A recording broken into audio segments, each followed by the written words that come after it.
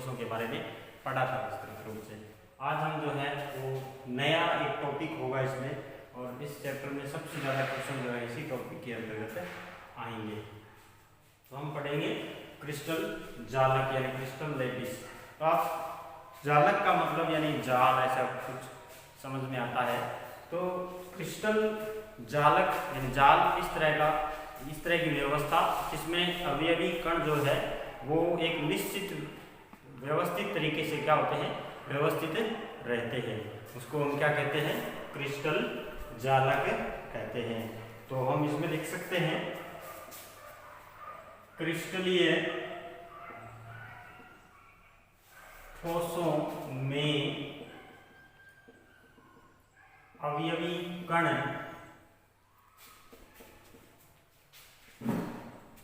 एक अवयवी कण त्रिविम में एक निश्चित ज्यामितीय व्यवस्था में व्यवस्थित रहते हैं। क्रिस्टलीय ठोसों में अवयवी कण त्रिविम में एक निश्चित ज्यामितीय व्यवस्था में व्यवस्थित रहते हैं, उसे क्रिस्टल व्यवस्थित रहते हैं उसे क्रिस्टल जालक कहते हैं। ठीक है, यानी इस तरह से व्यवस्थित रहते हैं कि उसमें यानी ठीक तरह से व्यवस्थित रहते हैं। या हम दूसरे तरीके से बात करें तो क्रिस्टलीय ठोसों में जो अवयवी कण हैं वो यानी जो इस तरह से त्रिविम में व्यवस्थित निश्चित ज्यामितीय व्यवस्था में व्यवस्थित रहते हैं, इस तरह से हम कह सकते हैं इसको। ठीक है, तो अब हम जो है उसके अभिलक्षण पढ़ लेते हैं। क्रिस्टल जालक के अभिलक्षण। ठीक है, तो आपको क्या पढ़ना है, अभिलक्षण। ठीक है, तो अभिलक्षण यानी किस तरह से हम इनको परिभाषित करते हैं, यानी क्या क्या बिंदु उसमें महत्वपूर्ण होते हैं। सबसे पहला बिंदु आपका होता है कि अवयवी कण अणु परमाणु एवं आयन होते हैं। यानी या तो आपका कोई अणु होगा, या कोई आपका परमाणु होगा, या कोई आयन होगा, उसको हम क्या कहते हैं, अवयवी कण। ठीक है, यानी हमने जो लिखा था ना अवयवी कण, वो क्या क्या हो सकते हैं, आपके अणु परमाणु एवं आयन हो सकते हैं। ठीक है, दूसरा क्रिस्टल जालक में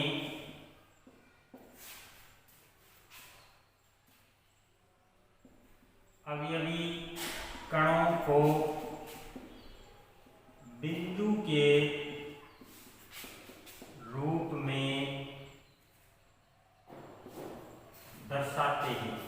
यानी आप इनको किसके रूप में दर्शाते हैं, बिंदु के रूप में दर्शाते हैं, बिंदु या डॉट पॉइंट। ठीक है, इस तरह से हम इनको दर्शाते हैं। ठीक है, ये आपके जो है वो क्या है, बिंदु के रूप में। इन बिंदुओं को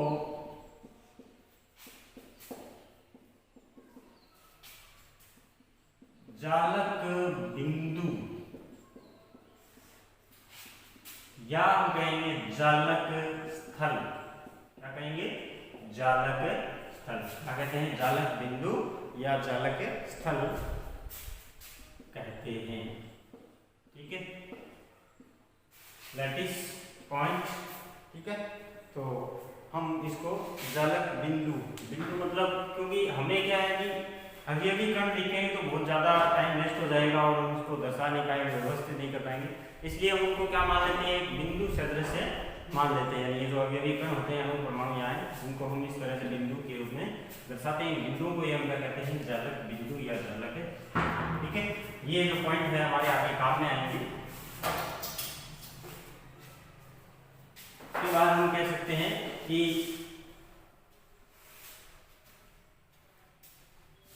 क्रिस्टल जालक में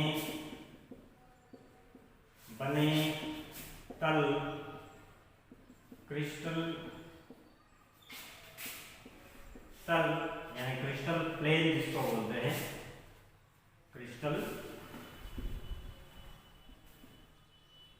प्लेन, ठीक है। तल मतलब सरफेस, ठीक है, बने तल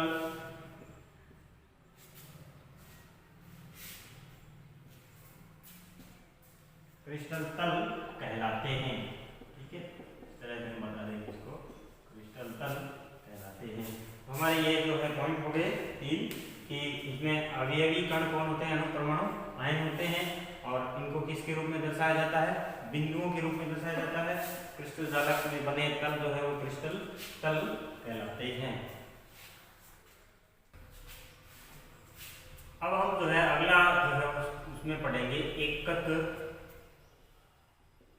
कोशिका, ठीक है, क्रिस्टल जालक के अंतर्गत ही आता है, ठीक है।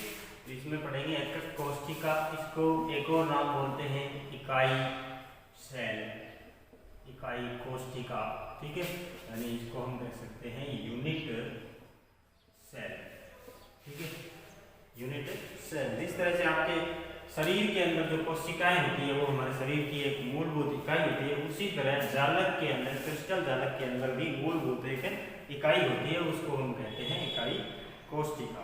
यानी हम इसकी परिभाषा अगर देना चाहें तो इस तरह से दे सकते हैं कि किसी क्रिस्टल जालक की वह छोटी से छोटी इकाई है जिसको बार बार पूरे सभी दिशाओं में जो है वो दोहराने से जो है वो पुनः जो है क्रिस्टल जालक का निर्माण होता है, ठीक है। हम कह सकते हैं कि इसकी परिभाषा क्रिस्टल जालक की वह छोटी से छोटी इकाई जिसे बार बार दोहराने से, बार बार ऐसे लिख सकते हैं सभी दिशाओं में,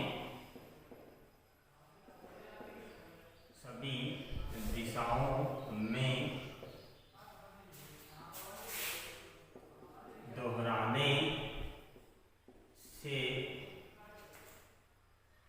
पुनः संपूर्ण क्रिस्टल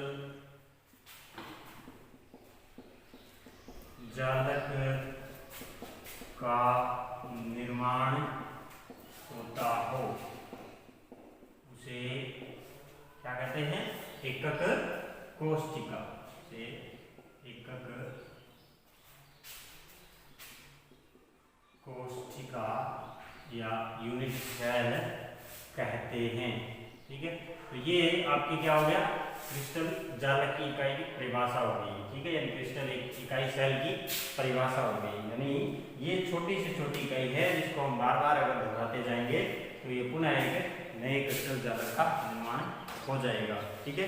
तो इस तरह से क्रिस्टल जालक के अंदर इकाई कोशिका की यूनिट सेल की बात कर ली हमने। अब हम आगे जो है बच्चों इसको इसके पैरामीटर पढ़ेंगे, यानी इसके पैरामीटर यानी कहेगी इसको हम मापते कैसे हैं, इस तरह से जो है पैरामीटर जो है हम पढ़ेंगे। तो आप जो है लिख सकते हैं एकक कोशिका के पैरामीटर, एकक कोशिका के पैरामीटर, ठीक है। ये हम कह सकते हैं कि इसके यानी इसके मतलब एकक कोशिका के पैरामीटर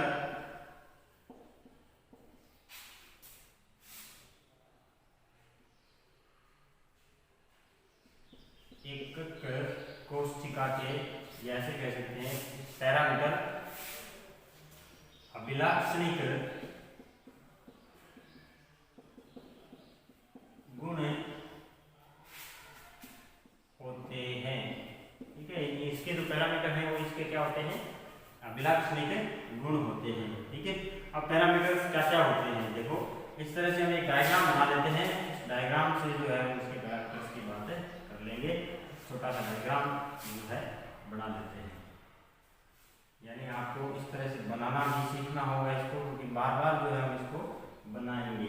ठीक है, तो बार बार हम क्या क्या करेंगे, बनाएंगे। तो ये आपका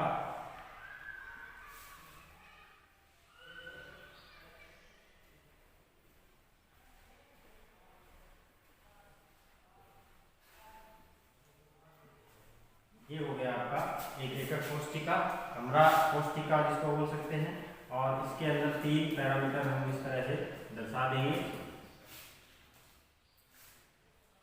तो आपको साथ साथ में बनाना सीखना है, यानी आपको किस तरह से एक बॉक्स इधर बनाना है, एक थोड़ा ऊपर बनाना है, फिर लाइनों को आपस में मिला देना है। तो ये जो है आपके x और y और ये z हो जाएगा। ठीक है, जो आप लिखना चाहें। ठीक है, और ये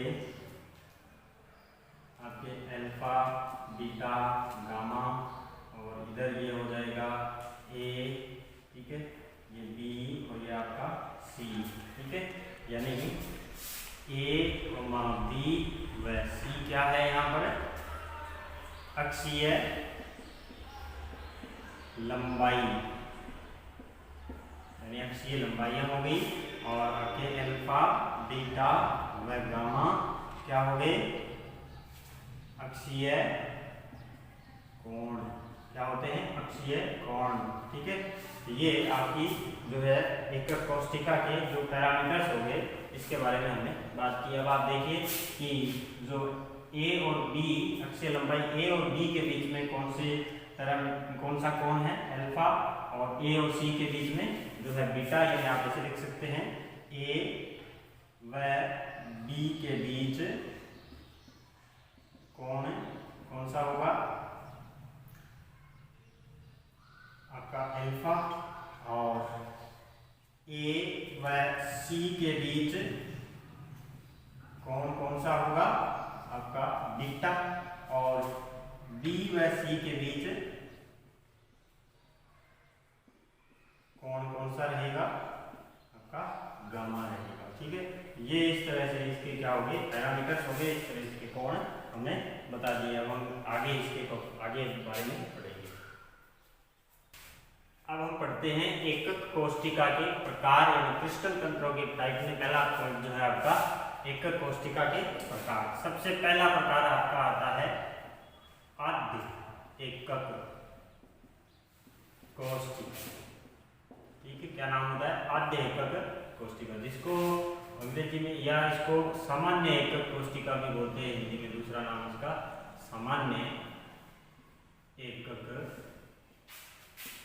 कोष्ठिका। इसके नाम जो है इसलिए हम बार बार पढ़ रहे हैं क्योंकि ये कई जगह काम आएगा, और इसका अंग्रेजी वाला नाम भी जो है वो इम्पोर्टेंट है। इसके अंग्रेजी का नाम होगा प्रिमिटिव यूनिट सेल। ठीक है, इसको हम कह सकते हैं, बात एक ही है, सिंपल यूनिट सेल। ठीक है, यानी प्रिमिटिव यूनिट सेल बोल सकते हैं, सिंपल यूनिट सेल बोल सकते हैं। ठीक है, सिंपल शॉर्ट में हम इसको SC भी बोल देते हैं। ठीक है, ये आगे काम में लेंगे हम, इसलिए जो है शॉर्ट फॉर्म। इसके बाद हम जो है इसमें ये क्या होता है वो चीज पढ़ लेते हैं। क्या होता है इसमें आद्य एकक कोष्ठिका में कि जो अवयवी कण है, अवयवी कण एकक कोष्ठिका के कोनों पर ही स्थित होते हैं। कहाँ पर होते हैं एकक कोष्ठिका में, अवयवी कण केवल कोनों पर ही स्थित होते हैं। तो कोनों पर मतलब इस तरह से हम एकक कोष्ठिका बनाए, एक छोटी सी सिंपल सी। ठीक है, तो इसमें ये अवयवी कण आपको बार बार जो है मैं बना रहा हूँ, इसलिए बार बार बनाने के लिए भी आपको अभ्यास करना होगा, सीखना होगा, इसको बार बार देखना है कैसे बनाया जा रहा है, फिर आप इसको बार बार अभ्यास करेंगे, सीख जाएंगे। ठीक है, तो ये हो गई आपकी एकक कोष्ठिका। अब इसके कोनों पर हमें बताया ना, इसके कितने कोने हैं देख लो, 1 2, ये कितने हो गए 3, ये 4, तो 4 ऊपर है तो 4 क्या होंगे नीचे होंगे, तो कुल कोने कितने हो गए 8। ठीक है, तो अब ये भी कण केवल और केवल कहाँ पर स्थित होते हैं, 8 कोनों पर। ये संख्या याद रखनी है आपको, कितने पर है 8 कोनों पर। ठीक है, क्योंकि सभी में ही क्या होंगे 8 ही कोने होंगे, तो ये स्थिति तो सभी एक कोष्ठिकाओं में, आगे आने वाले सभी एक कोष्ठिकाओं में होगी केवल कोनों पर। तो इसको समझ लेते अच्छे से, यानी ये इसमें अब ये लिखन कहाँ पर होते हैं, केवल इसके कोनों पर, यानी ये 8 कोनों पर ही क्या होते हैं, अब ये भी कण होते हैं। ठीक है, इसको बोलते हैं हम आद्य एकक कोष्ठिका। ठीक है, आद्य के बाद हम दूसरा जो पढ़ते हैं क्या, यानी आद्य के बाद है, यानी पहला तो क्या हो गया आपका आद्य। ठीक है, अब दूसरा क्या होगा, केंद्रित एकक कोष्ठिका। क्या होगा, केंद्रित एकक कोष्ठिका, सेंटर्ड यूनिट सेल। ठीक है, सेंटर्ड यूनिट सेल। ठीक है, इसमें क्या होते हैं, अवयवी कण कोनों के अलावा भी, यानी कोनों पर होते ही होते हैं, कोनों के अलावा भी कहां पर स्थित होते हैं, बीच में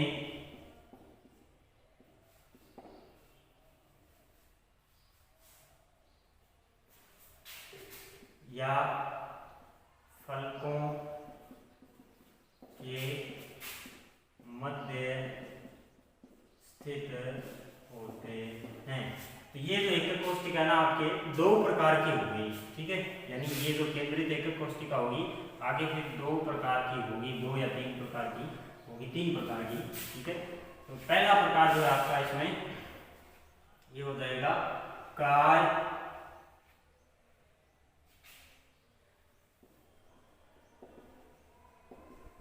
केंद्रित एकक कोष्ठिका।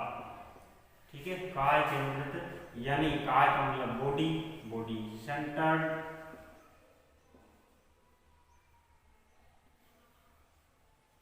Unit cell. ठीक है, बॉडी सेंटर्ड यूनिट सेल, नाम ये ध्यान में रखना है। दूसरी हो गई आपकी फलक केंद्रित एकक कोष्ठिका। ठीक है, यानी फेस सेंटर्ड यूनिट सेल। ठीक है, तीसरी होगी आपकी अंत्य केंद्रित एकक कोष्ठिका, यानी ये सब केंद्रित एकक कोष्ठिका के प्रकार हैं, इसलिए हम इसको कह सकते हैं, सब में केंद्रित एकक कोष्ठिका नाम आ रहा है, तो यानी इसको बोलते हैं जो है एज सेंटर्ड यूनिट सेल। ठीक है, एज सेंटर्ड यूनिट सेल। तो ये जो यूनिट सेल है इसमें अवयवी कण कहाँ होते हैं,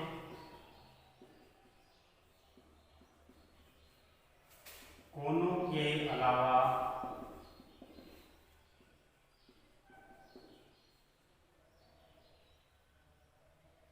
सेल के केंद्र में भी। ठीक है, सेल के केंद्र में भी। इसके तीनों के डायग्राम हम अलग से बनाएंगे। ठीक है, और इसमें कहां पर होते हैं, कोनों के अलावा अवयवी कण, कोनों के तो होते ही हैं, कोनों के अलावा फल सभी फलकों के मध्य भी होते हैं। ठीक है, इसमें के अतिरिक्त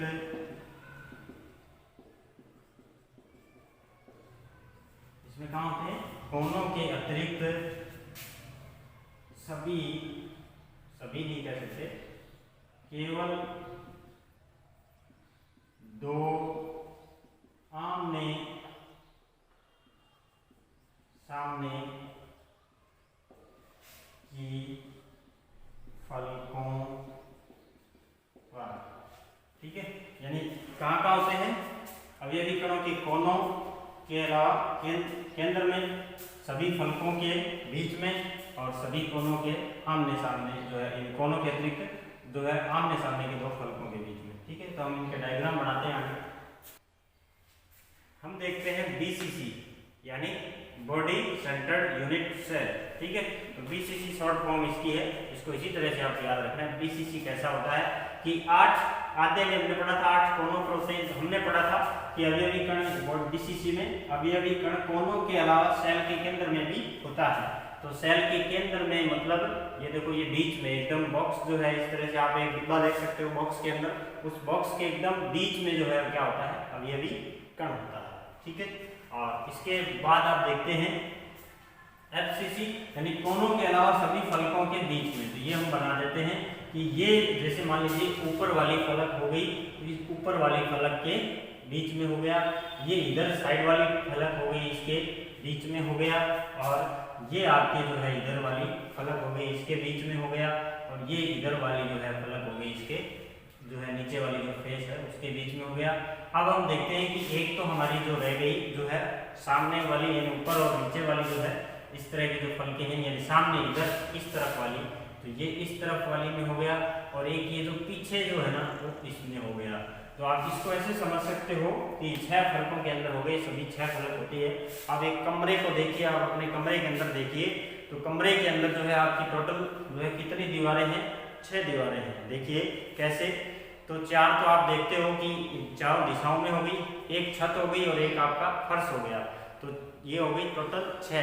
तो जो उनके कोने हैं, उन सभी कमरे के जो कोने हैं उनको आप गिनिए कितने होंगे, टोटल 8 होंगे। तो एक जो है आप 8 कोनों को देखिए, तो आप देखिए कमरे के बारे में महसूस कीजिए कि कमरा ही आपका एक कोष्ठिका है, ठीक है। तो 8 कोनों के ऊपर जो है अवयवी कण हो गए, तो ये तो हो गया, सिंपल हो गया।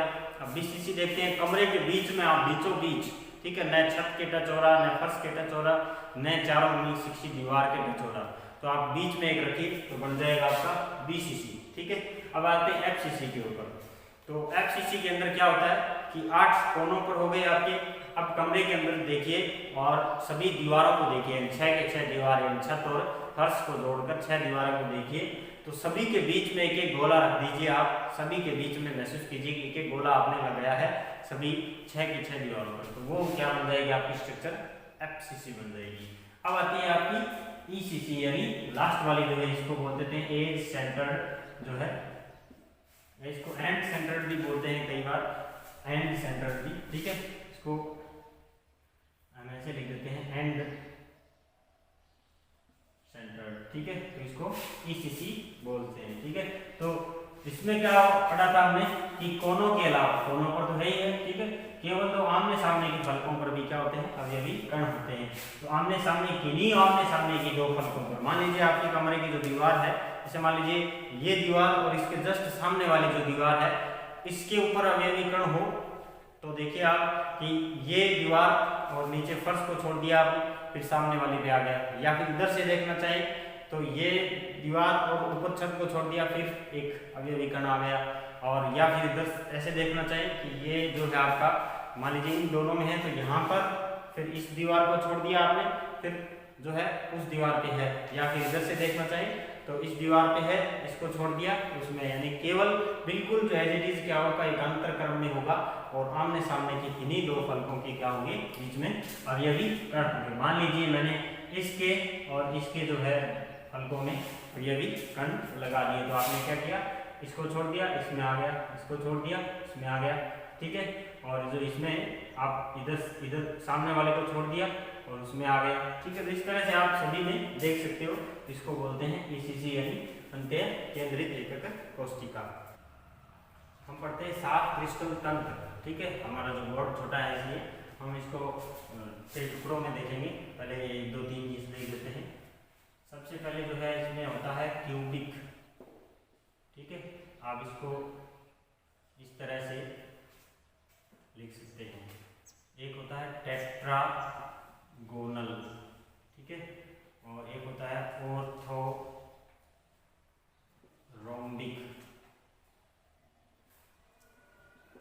ठीक है, यानी ये हो जाएगा आपका घनीय, ठीक है, और ये हो जाएगा द्विसमलक्ष, या इसका दूसरा नाम क्या है, चतुष्कोणीय, ठीक है। आपको टेट्रागोनल से समझ में आ जाएगा, चतुष्कोणीय, ठीक है। ऑर्थोरोम्बिक जो है यानी आपका हो जाएगा विषम लंबाक्ष, ठीक है।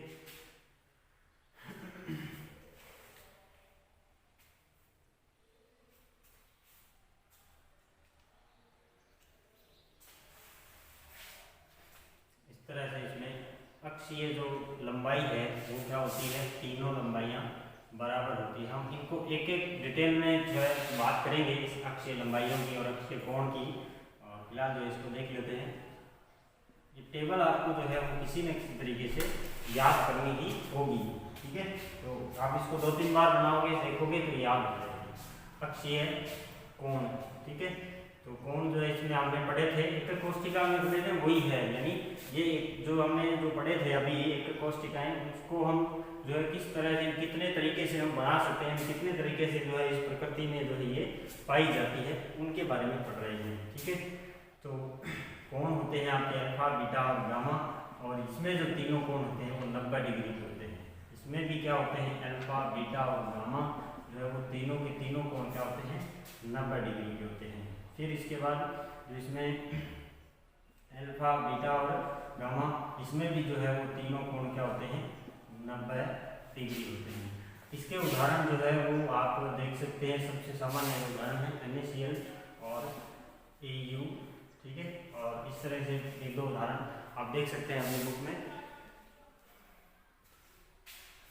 ACl, Cu और Ag, ठीक है। और इसके अंदर चतुष्कोणीय के जो उदाहरण है आप देख सकते हैं, स्वेप्टिन, SnO2, TiO2, ठीक है। और विषम लंबाक्ष के जो उदाहरण हैं आप देख सकते हैं। एक सबसे महत्वपूर्ण उदाहरण है, ये इम्पोर्टेंट भी है इसका उदाहरण, विषम लंबाक्ष गंधक, मेरे हिसाब से याद भी रह जाएगा, ठीक है। और KNO3, ठीक है।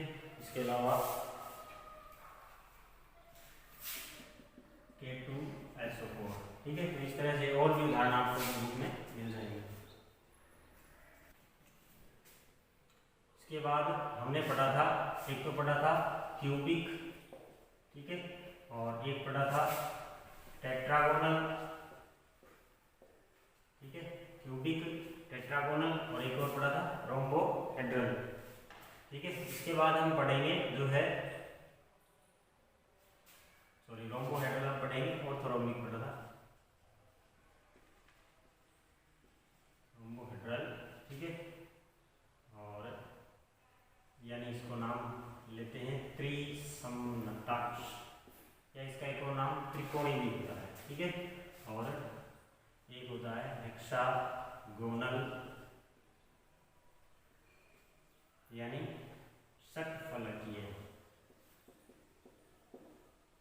इसके बाद आता है हेक्सागोनल के बाद मोनोक्लिनिक,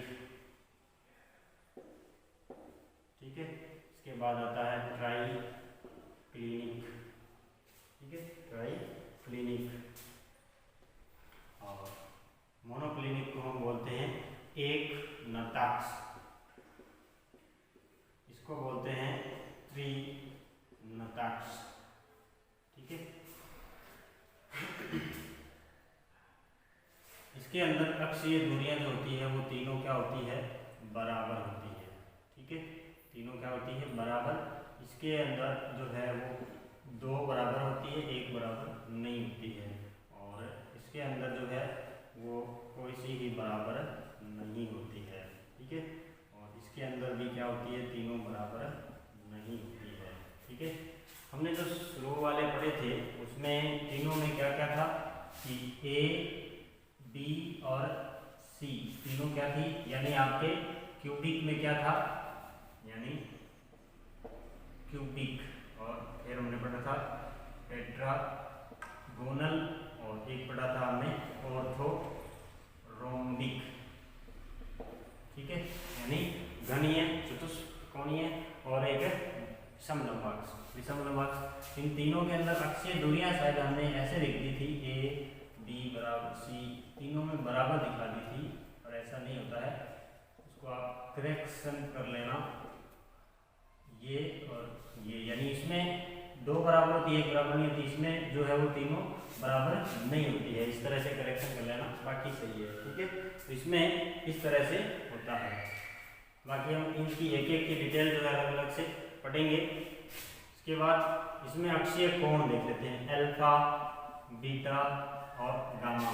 ठीक है, तीन कोण होते हैं, इसमें से जो है आपका अल्फा, बीटा, गामा तीनों जो है उसमें 90 डिग्री नहीं होता है। ठीक है, तीनों में 90 डिग्री के बराबर नहीं होते, लेकिन तीनों बराबर होते हैं लेकिन 90 डिग्री नहीं होते हैं। ठीक है, और इसमें हेक्सागोनल षटफलकीय में आप देख सकते हैं कि अल्फा और बीटा तो क्या होते हैं 90 डिग्री, लेकिन गामा कितना होता है 120 डिग्री। ठीक है, इंपॉर्टेंट है ये, जो कई बार इसका प्रश्न जो है परीक्षा में आता है, इसके अंदर अक्षीय कोण कितने होते हैं। ठीक है, अब आता है आपका ये,